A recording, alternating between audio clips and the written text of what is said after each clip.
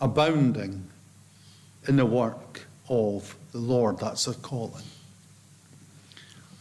And you'll notice he talks about us always abounding. The ideas of overflowing. Not just a little work, but of overflowing. In other words, the believer is someone who is to be overflowing in work. He is someone who is to be growing in grace and always growing in grace.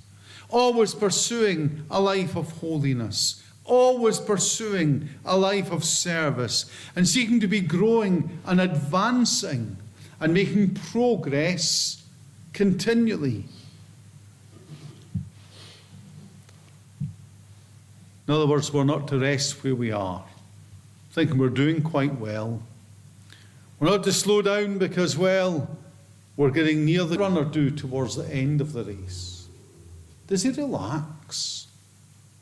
He sprints at the end. We're always to be abounding. And the nearer we get to the finish line, we should seek to be more and more abounding in the work of the Lord. You know, we read of plants which perhaps once every 100 years they flower. And they're fruitful. That's not what we're to be like. Always fruitful, abounding in the always fruitful, abounding in the work of the Lord. And so here's this different from the world. A life transformed by the grace of God. And why is it we are to be steadfast, unmovable, always abounding in the work of the Lord? Why? Well, in the passage and in our text, he tells us why. He points back the way, and you have that given to us in the word therefore. On the basis of all that I have been saying to you, this is what you're to do. So if we ask the question, why am I to be steadfast, unmovable, always abounding in the work of the Lord? You read the rest of the chapter and it tells you. And then there's also the reality. For as much as ye know is not in vain in the Lord. Is not in vain in the Lord.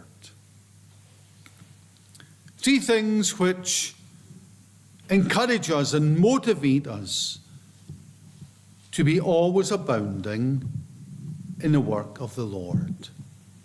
First of all, Christ is risen. Christ is risen. Oh, what good news. The Lord has risen indeed. The greeting of the early church. And it should be our greeting as well as we meet one another on the Lord's day. You probably would think it weird if someone came up to you and said, the Lord has risen indeed. But that's because we've lost sight of the resurrection and how central it is and how important it is. And you think of how that truth had been challenged by people in Corinth. There were those who were saying that there was no resurrection.